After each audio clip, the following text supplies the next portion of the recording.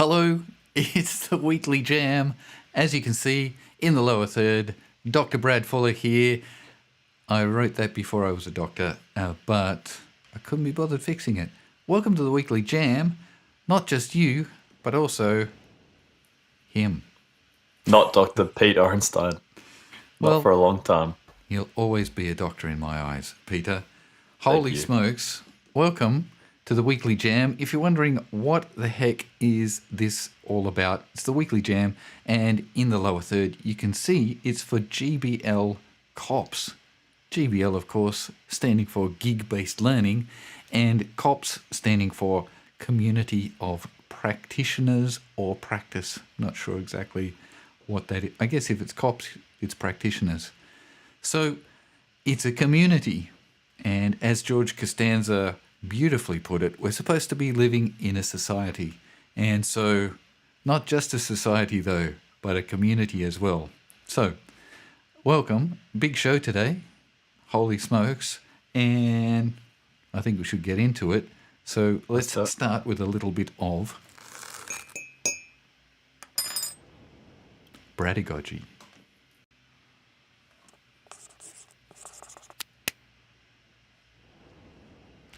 So in Bradagogy, Pete, I want to take you behind the scenes, which is why we've got this lower third, Bradagogy, Nice. behind the scenes. So regular viewers... What do you got for us?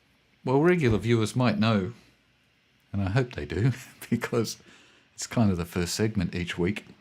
We have the GBL blog, which is also a newsletter, which is also a podcast, and it's hosted on Substack. So here it is. People have been... Oh, this is really interesting how people have been opening it.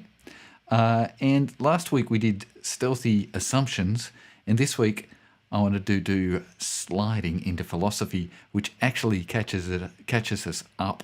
Next week we'll be caught up with our published posts, which is good because there's 12 up our sleeve. We're just waiting to get on with it. So let's have a look. Sliding into Philosophy. Subheading, subtitle, Sorrow and Regret, or Life at its Best? That's the question.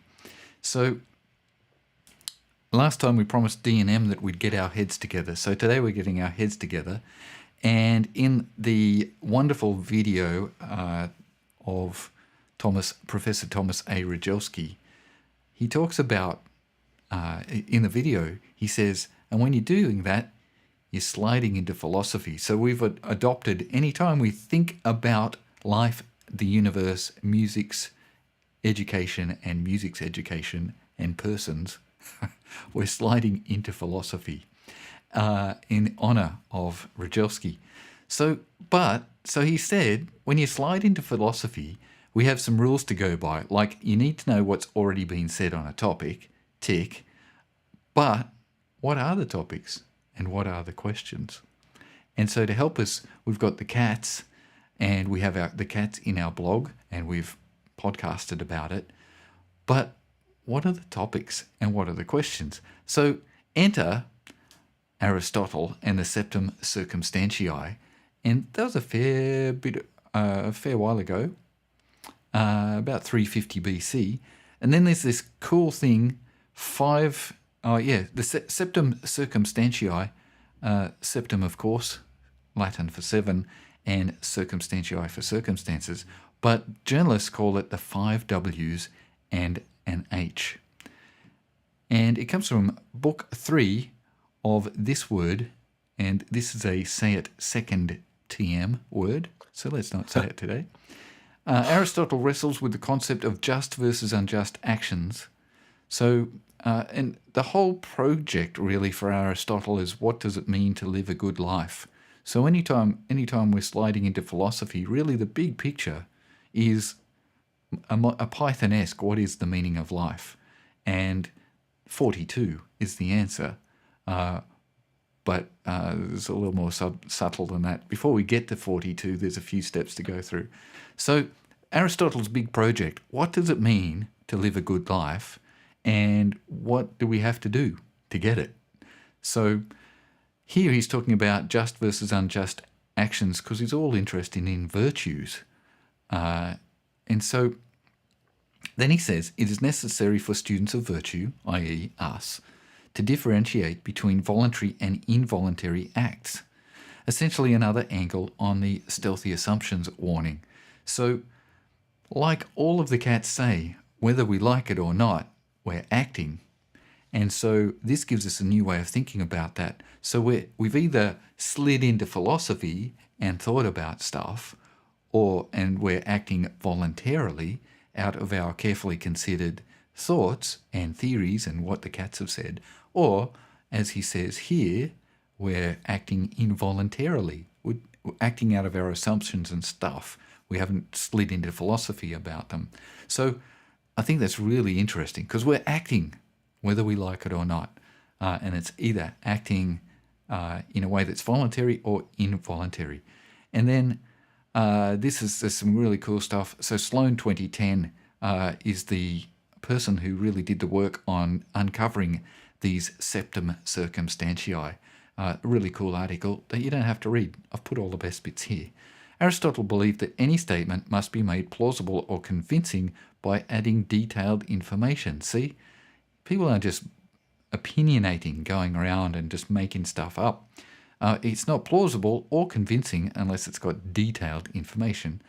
And so if you can't answer these questions, well, it's not plausible and it's not detailed.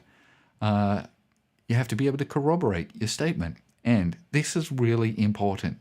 And avoid regretted actions. Holy smokes. And we'll get into that even more. So let's pause for a moment because this is behind the scenes. We know that because we've got a lower third. So involuntary actions lead to regret. Whoa. And so I've been reflecting on the state of, we hear a lot about stuff. It's school. It's hard in school. And so it feels to me like there's a lot of regret going on at the moment.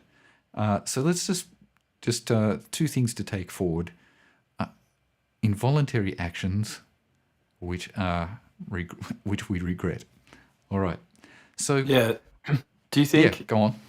Got a proposition. Do you think the structure of school, the fact it is like clockwork, you rock up same time each day, lessons the same. It's just a system that rolls on. You do your mark, you come back next day, you prepare for lessons, and then you kind of have like circuit breakers throughout the year. And often this is like where you would start to think through the 5 W's and 1 H.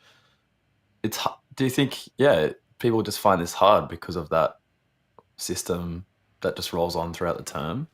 And what's some things, like why is this so hard for us to just not be at the whim of our involuntary actions? Yeah, that's beautiful, Pete. Good insight. The school is designed for sleepwalking, isn't? So another word for involuntary actions is sleepwalking. So we're acting, but we're asleep, and because how easy is it? Bell rings, hello class. Bell rings, goodbye class, and we just roll on the in the rat race. And so, yes, so I think schools are set up for us to sleepwalk, and particularly if you go, oh, well, that seems to be working okay, and then 3 years in, you go, yeah, I think I got my shtick, and then you just sleepwalk it. But I think we're setting us that, for some people that's the promised land. We should be so lucky that we can sleepwalk our day. But I think sleepwalking doesn't mean that it's a good day or it's an easy day. It just means it might be an ineffectual day, or it might be a day filled with tumult and chaos and madness that you just walk your way through and you come back and do it the next day. So I think that idea of just involuntarily going through the motions each day and not really, and you might even try stuff, but unless you dig into the root cause of what's going on and think deeply and consciously about stuff, then we're kind of doomed to just come back and sleepwalk through the next day. But that's why I think the second part of what you said is so important, because that's why we've been given the gift of of seasons and days and nights and times and weekends and holidays. And we'll talk about the rhythm of the term. I've been talking about with my young charges about week sevens and Thursdays and stuff. That's a whole other story. But it's important to know the season you're in, and it's important to take, when we get to there's a reason why we have an end of the day for us to go, what just happened? And there's a reason we have a beginning of the day for us to go, what's about to happen? So I think the first step we can take is to be conscious about what time of day is it, what day of the week is it, and getting to the weekend and having that respite and recharging, and getting to the end of the term and going, what just happened? Have a rest and come back, and not rinse and repeat, but think differently. And so each time we do that, it's part of what we'll talk about in a minute, an opportunity to go, what just happened? What went well? What didn't go so well? What am I going to do differently next time? Bam, I'm back. That's the rinse and the repeat, that recursive process. Yeah. It's good. Right. I think, and there's lots of reasons to not want to think too hard about this as well, because teacher shortages and all the other things that go along with teaching in 2023. It's sometimes I feel like this is a privilege, to think this deeply about something when you're just trying to fill a class. Absolutely. Yeah. But it's like our man Seth Godin says. He talks about efficient versus effective. And if you're just always working efficiently, you might never work effectively. So Seth gives the example of a parent who's just prepared dinner for a teenage child in their bedroom, and the efficient way would be to yell out, "Your dinner's ready! Your dinner's ready!" But the effective way, As Mama Ornstein said, "Grabs on." yeah, yeah. So right, okay. So that would be efficient. You don't have to move. You just yell your guts out. Yeah. But he says, or you could walk up the stairs and say, "It's time for dinner. Let's go down." Effective. And so it takes a little bit more effort, but you get the outcome. And yeah, I mean, you could dig into that metaphor a lot, right? Like, you're not yelling your guts. It has lots of parallels in the classroom. So a little bit of, extra effort, but I think, thank you, Seth, efficient versus effective. That's another great tool that I try to draw on all the time. Dig it. Yeah. So it'll pay you back. That time you spend thinking about your practice and learning and coming to this will pay you back, I believe. Well, I think that's the frame. Is like, are we thinking just about the next lesson, or are we thinking in 7 years' time? What does this class look like? And just playing that long game as much as possible. This is huge. It's massive. Yeah, absolutely. So the long game is a game, and it's a game of increments, right? And I think that's the problem. If we try to get good, or we try to fix things, versus don't try to get good, just try to get a little bit not bad. That's the path to greatness. Yeah, So absolutely. So the long game. just whoa, I just heard myself back. Just try to come back tomorrow and do a slightly less dodgy job, and then before you know it, you'll be smashing it. Yeah, play the long game. So speaking of long game, Boethius, so good old Aristotle just buried all of these questions, and then Boethius, who's a cat of music education, by the way, he wrote some really awesome stuff about music, and he was a cat. But he also fashion these as questions: who, what, why, how, where, when, with what. And so they're the questions. And if we can, so let's go down here. What happens if we ignore the circumstances of our actions? Down here, when we act in ignorance of any of them, seems to act involuntarily, and especially, this is really cool, the most important ones. It seems that the most important circumstances are those just listed, including the why. Indeed, inasmuch as action has been called involuntary in accordance with such ignorance, still it is necessary that the deed ready evokes sorrow and regret. Sorrow and regret. And so I think there's a lot of sorrow and regret going around the place because we don't start with the most important, including the why. So why? If you can just come, why am I a teacher? Even if you just come back to that one, why did I get into this in the first place? I wanted to help people. Am I helping people? Well, what sort of help do they want? And why are we doing it why are we doing music education in schools? And off you go. There's just plenty of whys. And if you haven't thought through the whys, you're in trouble. That's where the sorrow and regret comes from. And that's where why can't I find the energy for this?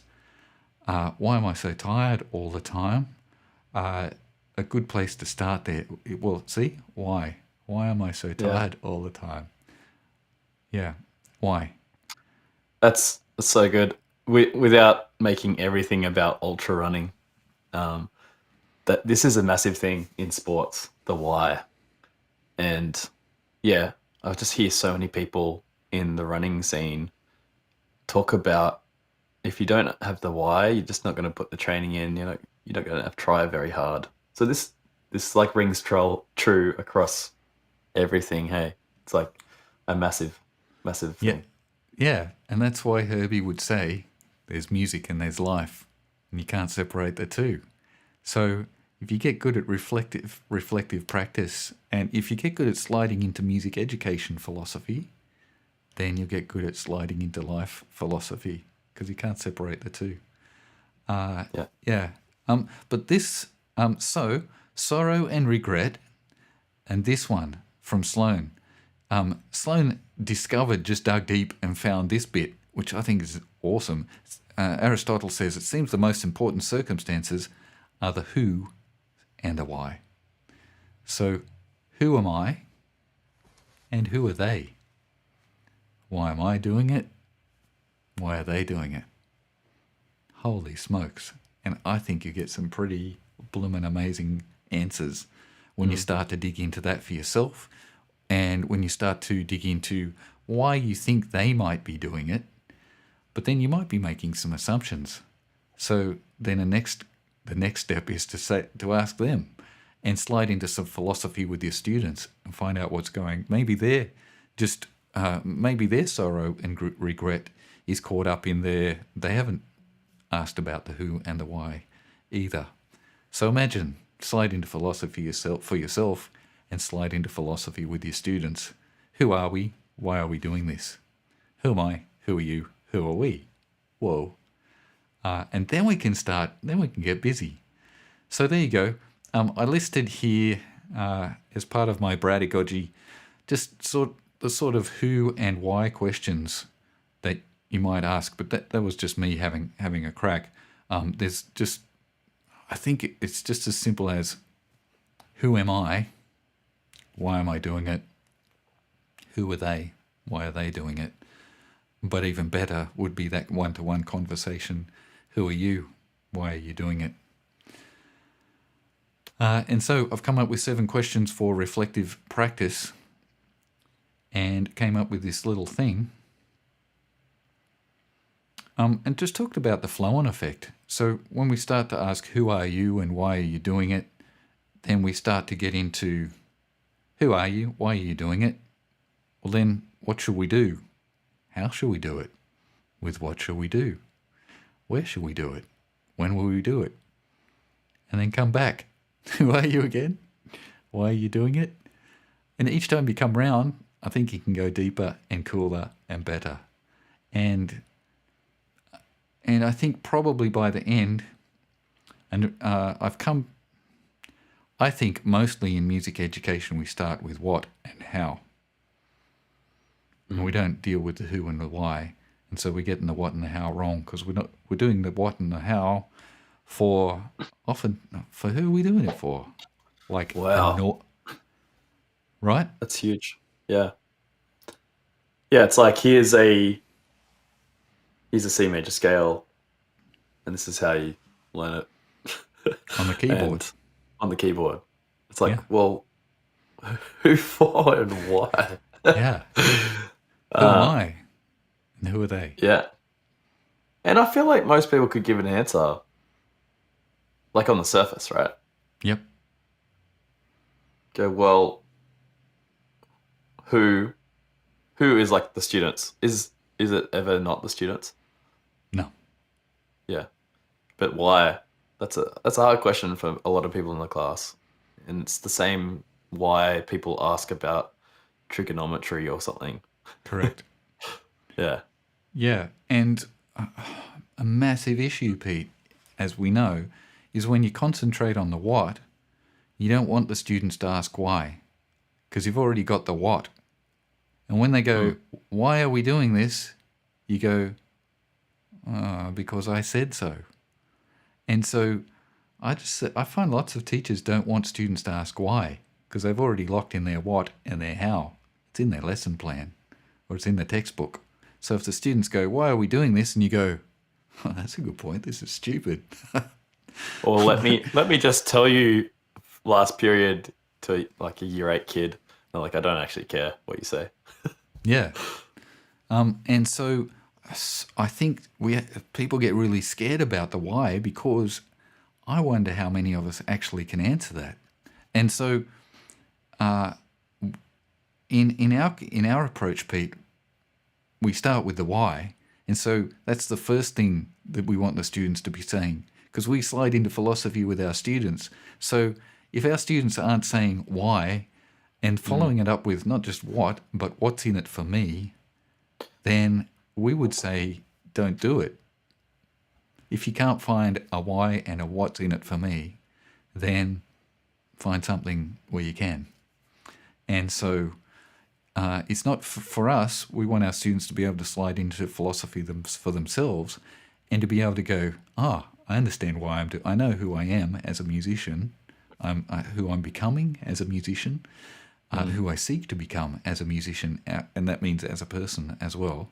And so I understand why we're doing this, and I understand what we're doing, and I'm going to extract, because I'm an individual and I have my own ways and things and my hopes and plans and goals. So we're doing this great gig, and I'm going to take what I need from this. So that's a much cooler position to be in, where your students, their job is to question, why am I doing this, and what can I get out of it? What's in it for me, and how can I fold that into my practice? And this all seems pretty logical, and we just know that our students don't have fully developed frontal lobes yet. Yeah. So it just reminds me to keep the jobs to be done theory front of mind. Yeah.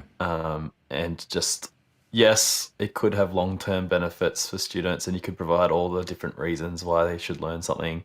We say the gig, but even they might not care about the gig, but they do care about fun with friends.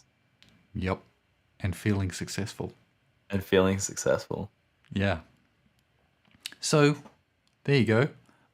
I think this is the life's work. This is the only post we need. And forever, right? We could just come back. And I've just finished off with assumptions. So, and I've said just in the post, I've said essentially what we've just said. Acting out of assumptions and not talking about the who and the why leads to sorrow and regret. Just like he said, it's true. It really does. Live life, yes. So Aristotle wrote that as part of, or in order to live life at its best. So I'm putting this forward to help us to live life at its best in the music classroom. If classroom music education is leading to sorrow and regret rather than life at its best, perhaps we're asking the wrong questions. And that is that. For a bit of bradygogy there, Pete. Epic. So should we move on? Because we've got plenty more where that came from. Yep.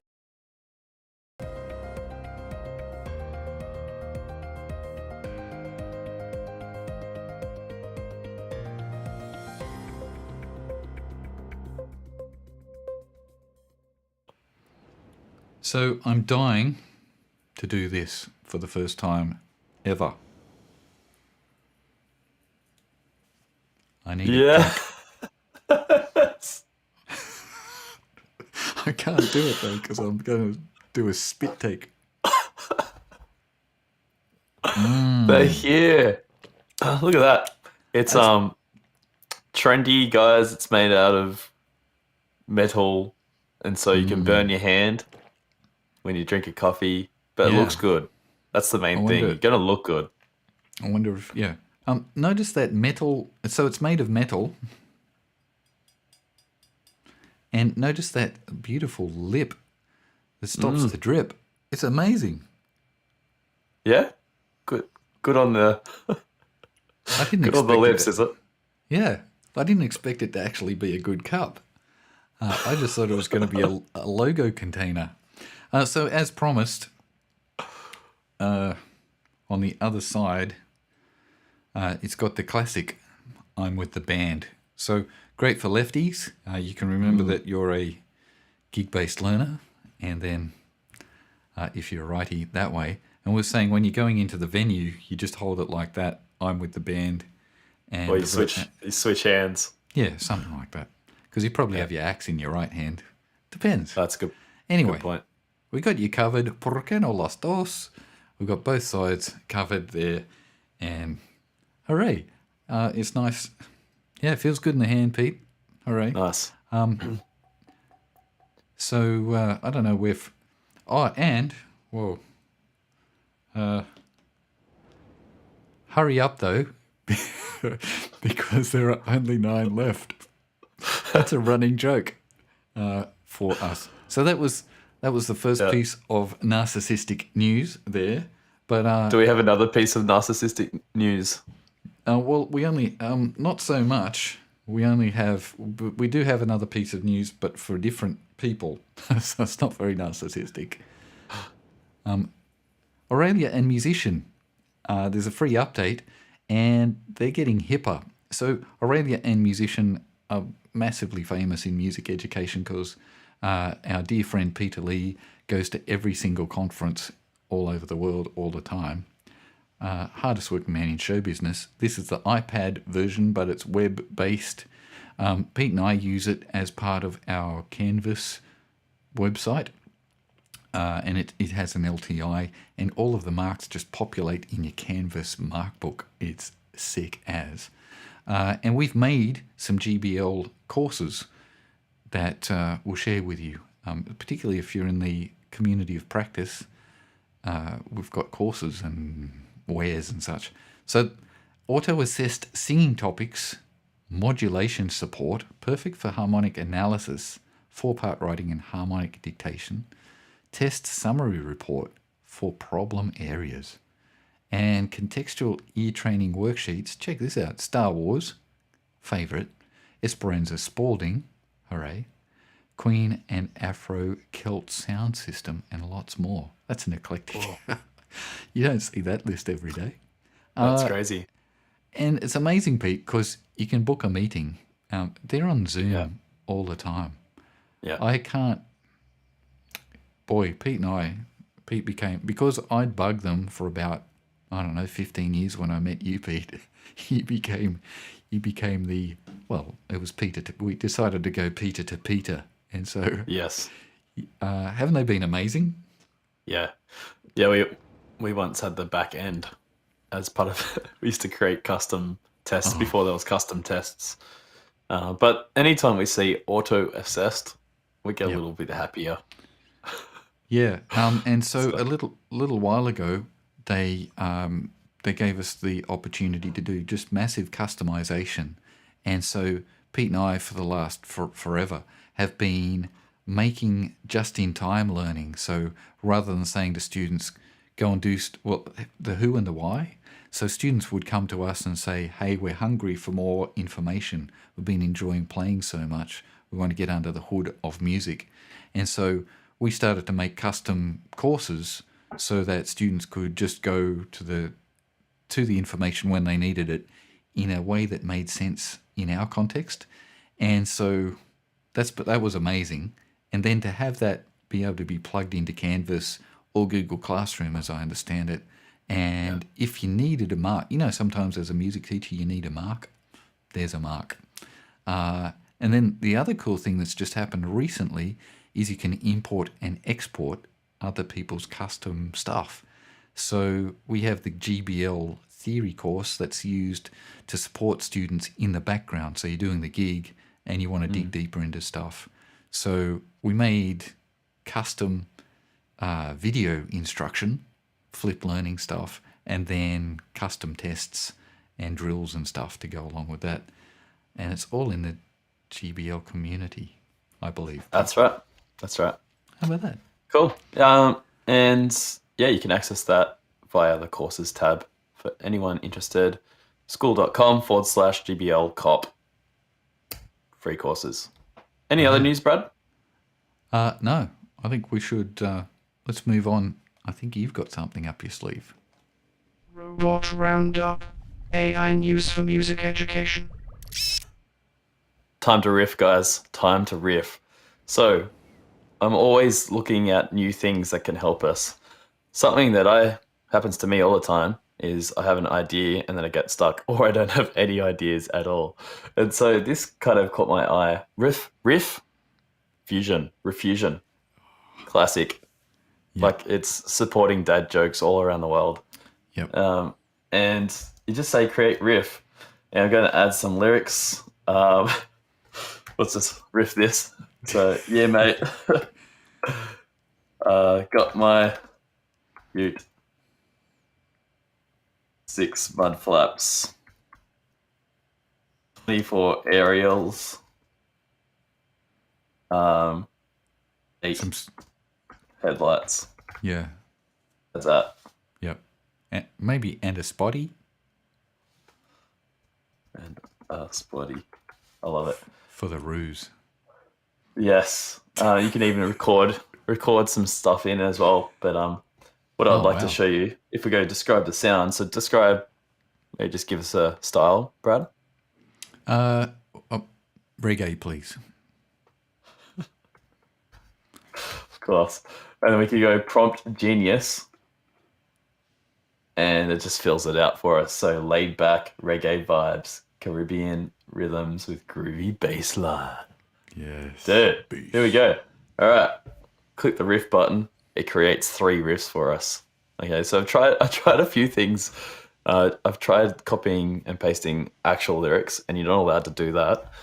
And so I've like been tweaking like Linkin Park lyrics and Taylor Swift lyrics and stuff. But this is new. I haven't done this before. So Island Rhythms. I'm not sure if that's saying that's the name of our riff, but let's go with that. And we just click play. Yeah, mate, got my ute, 6-month flaps, 24 aerials, 8 headlights, and a spotty.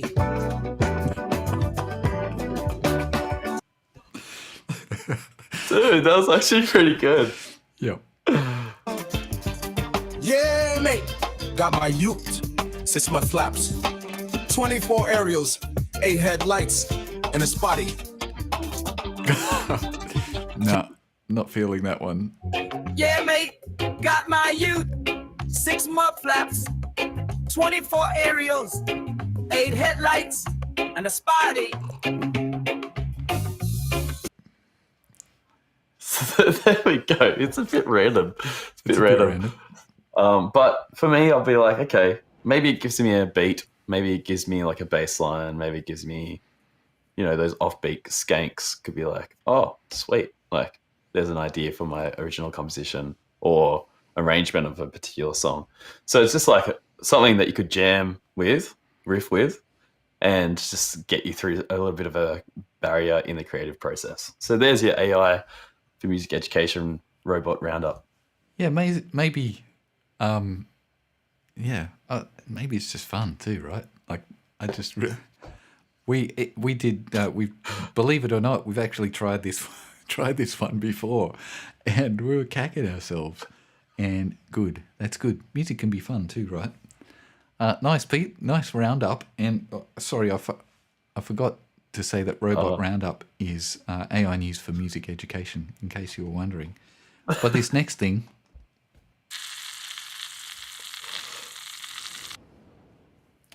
Hot links. And in case you haven't seen us for a while, hot links, turns out that it's a New Orleans thing.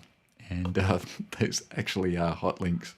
Sausages, I think, that you wrap up in something and put hot sauce on them. So a couple of quick links for you. Some entertainment today.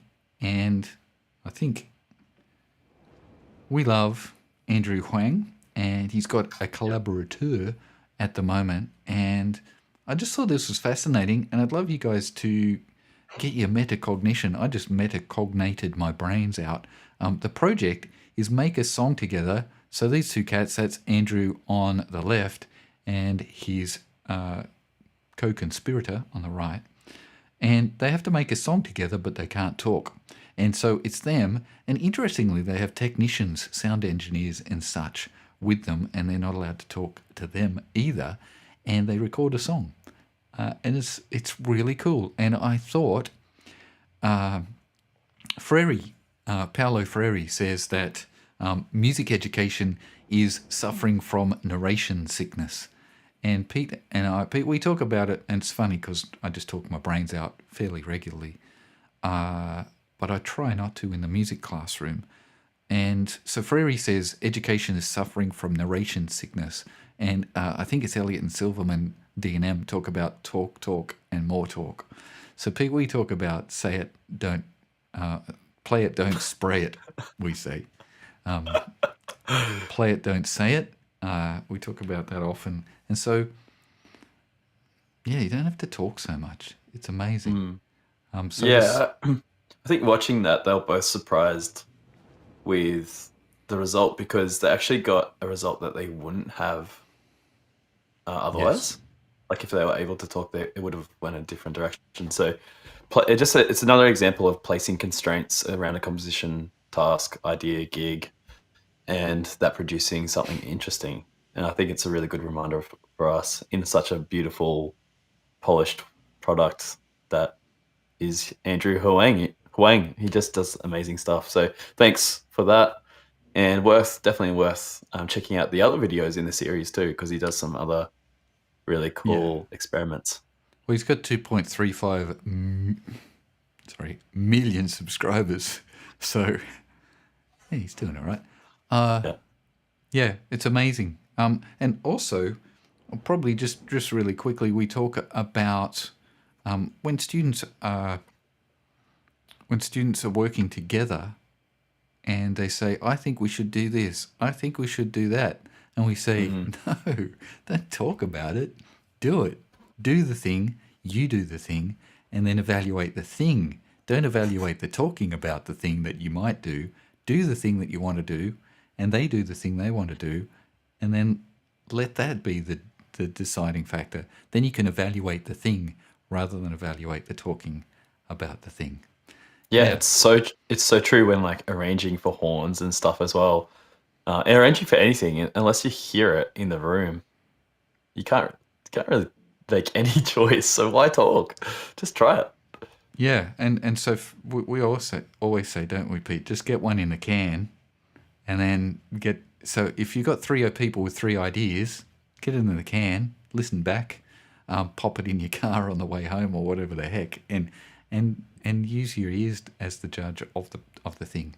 Yeah. Anyway, so as gig-based learners, is there a gig in this Andrew Huang thing? Could we have a make a song together, but well, not necessarily make a song, but can we have some non-talking activities that we could do? I think that'd be really fun. So that was that. And then just one other YouTube link. Had the privilege of seeing Hiromi in concert at Angel Place with the original trio, or I call them the original trio, Simon Phillips on the drums and Anthony Jackson on the contrabass guitar. And she's done a Tiny Desk, holy smokes, and couldn't help but notice that old mate Adrian, I'd say his last name second, old mate on the bass.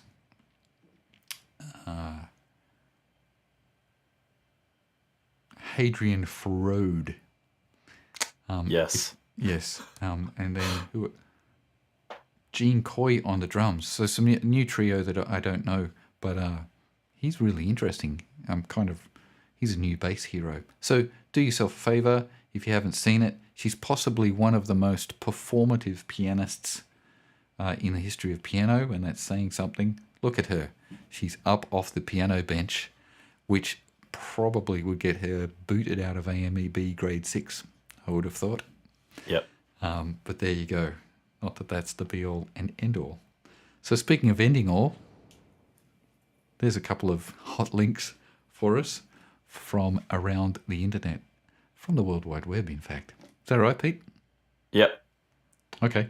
So I'm pretty keen to get into the FAQQ, if that's all right with you. It's actually the FAQQQ. Thank you. If I'd played the stinger, FAQQQ, I would have got it right. So I said last week that when you came back, I was going to smash out the comments. Check it out. Yes, thanks, Jacob. We've been working on our transitions. Kind of fell away as the show went on. Matt's online today. Hey, Matt, looking forward to seeing how that hoodie pans out. This is the Matt we talked last week. This is the Matt who is in the process of designing the official. I'm not sure. Is it called the? It's not called the Matty. That doesn't make sense. But hello. What a cool thing to do on the drive home. In my opinion. Hey, Matt. Oh, look. Maybe. He said, "Hey, Matt." Maybe Jacob can design the socks. So we got Yeah. Matt on the hoodie, Jacob on the socks. Yeah, you Just were putting saying it out there. that people need socks. And I really like, perhaps we need the Humberstone approach too, because Dr. James Humberstone, FRSA, I was going to ask him the other day. I ask him from time to time. He wears odd socks, and that's his shtick. So maybe we could have the GBL odd socks. And yeah, I think this is good, Matt. Try not to be not bad. Try not to be not bad. Yes. Like, phew, I mean, that's a pretty lofty goal, I think. Like, sure, we're being flippant and everything, but, man, you could be a pretty good music teacher if you just came in and tried not to be not bad every day, I believe. Cool. Thanks, Matt. Matt, we won't even talk about how you're in the car commenting so much. Very good, though. And we should trademark this, Matt. You might get a revenue for that. The lip that stops the drip. Oh, look at this. And Jacob's got year 8 class is 8G. 8 mug. They need mugs. Yeah. All right. Jacob even knows. Check it out. Jacob's flexing, I think the young people would say. That's Rob. Yes. Rob. He's really cool. Yeah, he's cool. Multi and stuff. All right. And Matt's pitched in the Matty. Yeah. Yep. I love it. And, he's in. Jacob's down for the socks. Yeah. Come on. Now, if you're thinking, gee, this banter, you might be. I don't know. It feels a bit unlikely. But you might be thinking, gee, if only this banter just could go on and on. Well, what if I told you that we had a community and you could see down the bottom, school.com/GBL Cop. And look, we are just chatting our brains out. This is just some of the, but this isn't mucking around. These are some cats getting heavy and asking the big questions about music education and life and joining in and trying to be not bad. So we'd just love got you- word that Matt is in Aldi at the moment. So there's no excuses for not coming in and having some chats with Pete and Brad on a Thursday afternoon. Yeah, get your shopping done, Yeah. get a haircut, all sorts of stuff that you can do while we're here. So love to see you in the community. I've just been so. What have I been, Pete? I've been inspired, and there's so much work to do. And Ben was talking last week about there's just so much thinking to do about the work and how to do it. Yeah. But let's finish up on from me, and then we'll hear from you, Pete, on efficient versus effective. And sometimes you might be thinking, ain't nobody got time to slide into philosophy. I just got to get the work done. And I would just say to you, yes, that might be efficient, but it's not necessarily effective. And long term, sacrifice, do some thinking, do some reading, do some hanging out with some cats, and it'll be good, because we don't want sorrow and regret. We want a life of good. Yeah, Yeah. there you go. Yeah, mate, it reminds me of build the plane while it's flying. So if the plane was your why, or just I guess all of the questions, and you just had it enough that things were cooking along, but you were actually playing the long-term game of having a fully built A380 or whatever they're called. What are they now? Yeah, that's good. So- yeah, yeah. they're back out of the desert again. Yeah. And I guess I was inspired in my early years of teaching from you, Brad, I'd definitely be the kind of worker that work through lunch. I'm just there to get the job done throughout the day so I can go home and have a nice night. But inspired by you going, okay, that's an opportunity for long-term gain, where it's like you got to either fix a physical environment space or like just fix some resources that you could probably tweak really quickly on the fly and get by it, or you could fix it now and then like it's good forever. And just that little like decision making day to day is really huge. Oh, thanks, Matt. Airbus. Thanks, Matt. You got my back. Not the Boeing. Yeah, Yeah. good. Cool. So All right. they're my thoughts. They're good thoughts, as always. So that was episode 2 of term 4. We've got 3 to go, and then we'll see. We're going to reevaluate and see if anyone's got strength, will, appetite, etc. to carry on. Anything could happen in the next 3 weeks. It's that time of year. And we must talk about. We've got a whole spiel about seasons and ebbs and flows of terms and years and stuff that when I shared it with the young teachers this week, felt like it really helped them to just understand where you're at and how that helps. How knowing where you're at helps you get to the end or helps you to get where you're going by understanding where you're at and why you feel the way you feel. And that would be a fair and reasonable thing because of the time, because of the season you're in, and understanding that and then going, okay, but that's cool because this season doesn't last forever and it's going to be okay. And I'll come back and be fine. So it's going to be okay. You'll come back and you'll be fine. And just try to be a little bit less not bad. Efficient versus effective, and who and why versus what and how. Septum circumstantiae. Let's not live a life of deep sorrow and regret. Let's live the good life of good teaching. And with that, see ya in the community and see you in the jam, see you in the podcasts, etc. Bye for now.